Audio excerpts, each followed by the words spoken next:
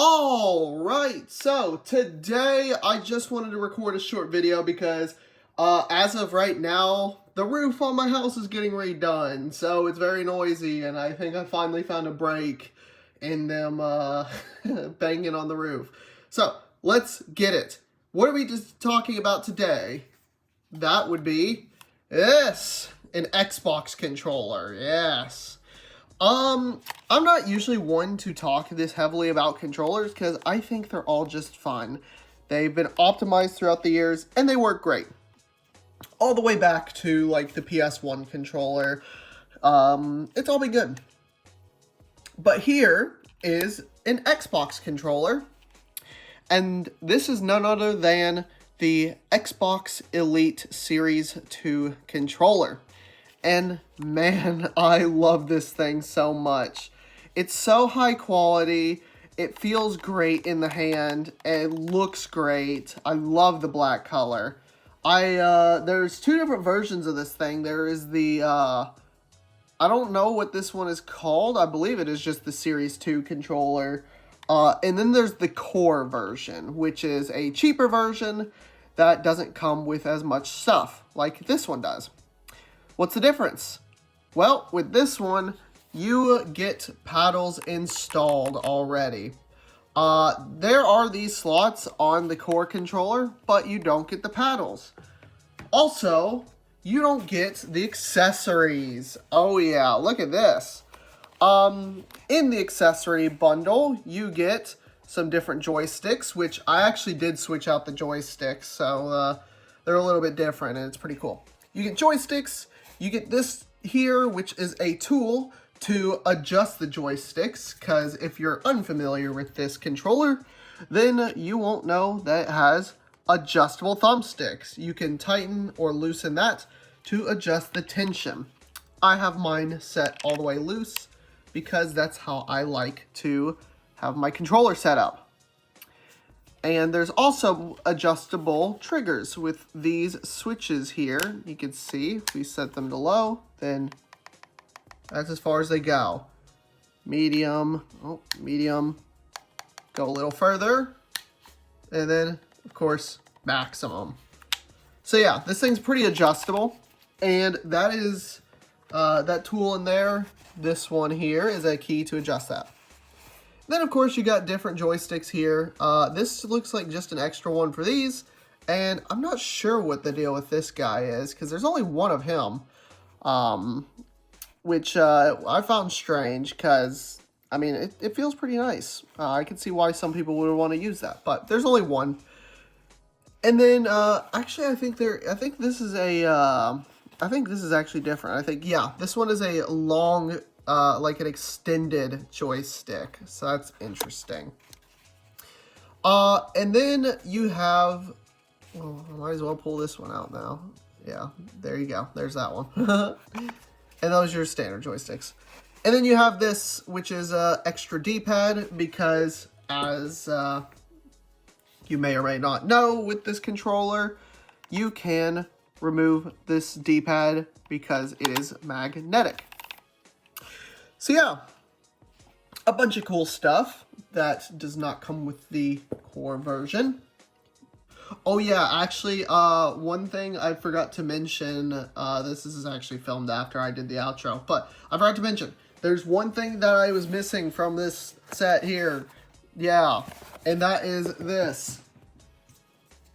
This is a dock for the controller, and it slides on like that, and so the controller just sits there. You plug it in with USB-C, and that's how you charge it, and it's very nice. That's actually one of my favorite parts about this controller, honestly, is that little dock there, because it's just so convenient having that just sitting somewhere plugged in, and I just set the controller on it while I go about my day, whereas other controllers I have to buy so many AA batteries for.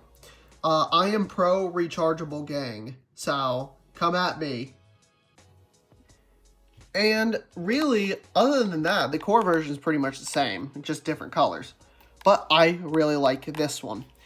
This cost me around $190 when all was said and done. And man, that's a lot of money for a controller, let me tell you. Oh my gosh. But how does it stack up to something a little more familiar? This is your basic Xbox controller that you get with the Series Xboxes. It looks a little bit different. I don't like the design near as much because it's just too simple, I feel like. It's just so flat, and with this one, it's a little more, you got a little more jagged edges and stuff, and this, it just looks way better. It really does. But this is what we got now. So yeah. And of course, on the back, you don't have any of that junk for paddles or adjustable triggers. No, you don't need that.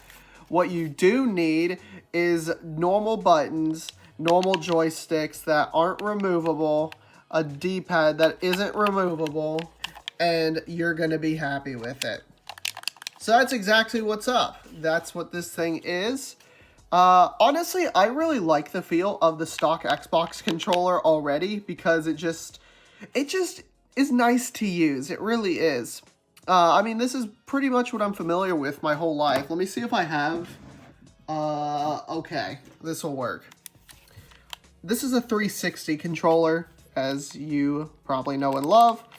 And going from this thing, which I really like, by the way, I love the 360 controller. Going from this, well, I didn't go to this controller here. I actually went to the Xbox One controllers, but it's basically the same thing now. To this, it was a leap. It really was. Not only in quality, but in terms of noticing the differences after long play sessions, I guess. Because with the 360 controller here, after a long session, if your palms get sweaty at all, or at least from my experience, if your palms get sweaty, this thing becomes real slippery, and you have to grip it a bit tighter. Also, this big battery pack thing on the back was very annoying, because I sometimes like to, I can't really demonstrate on camera how I would hold it, but it forces you to hold it like this, when sometimes I want to spread out my fingers a little bit. But no, that's just how you have to hold it.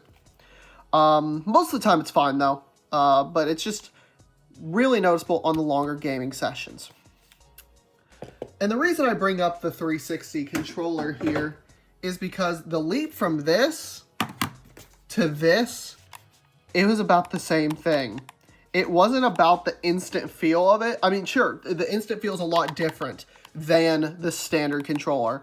But after a long time using this thing, it just still is nice to hold and use on those long gaming sessions. Which is why I really like it. Because the problem here is kind of the same thing to an extent.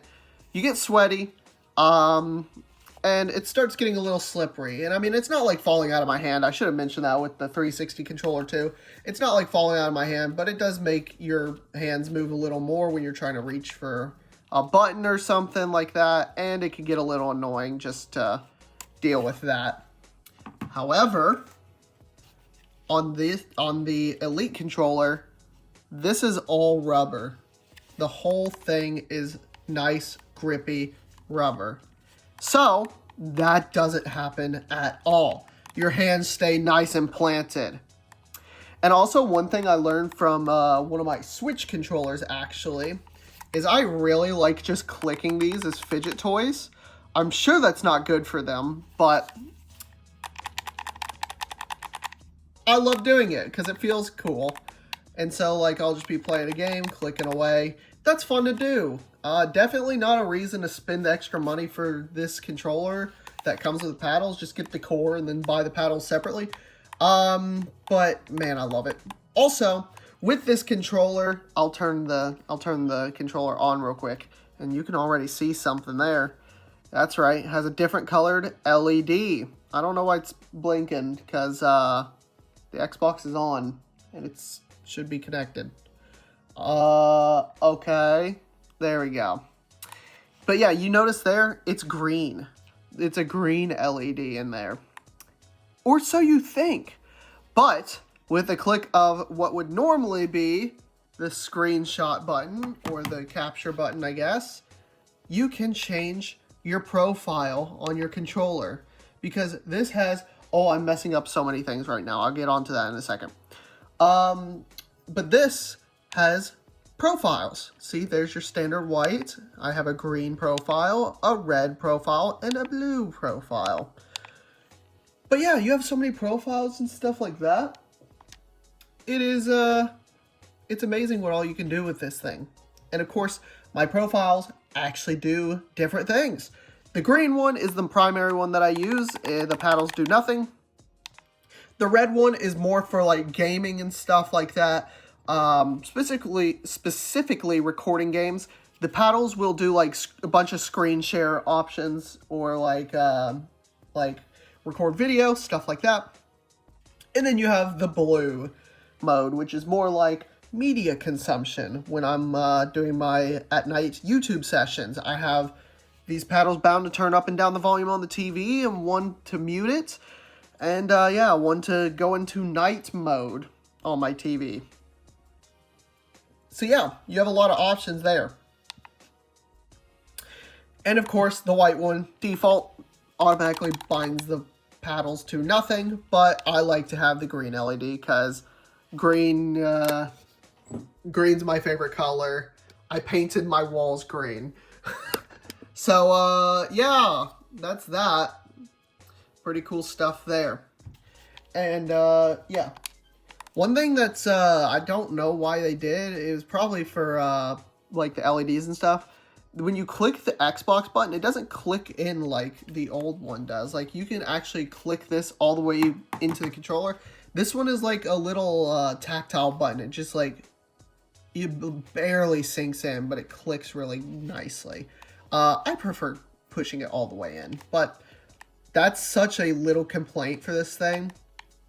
It's expensive, yeah, it really is, and you may almost certainly be able to find better controllers for the price. But honestly, for an OEM Pro controller, quote unquote, this is a great thing. And the core version is a lot cheaper than this one. If you just want the feel, the joysticks, and just the quality of the controller, that's the one to get. Don't get this one. But I got this one because if I'm getting the Elite controller, I want to get the best of the best. And I plan to have this thing around for a long time. So that's why. Because I'm not one of those gamers who throws his controller across the room when he loses a match. That's why I still have all kinds of good condition controllers.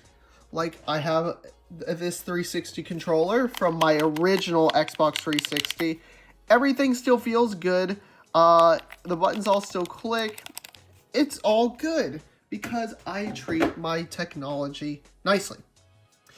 So, hope you guys enjoyed that little video. If you did, be sure to like, comment, and subscribe because I got another cool video coming out next week. And yeah, I shall talk to you guys later. See ya!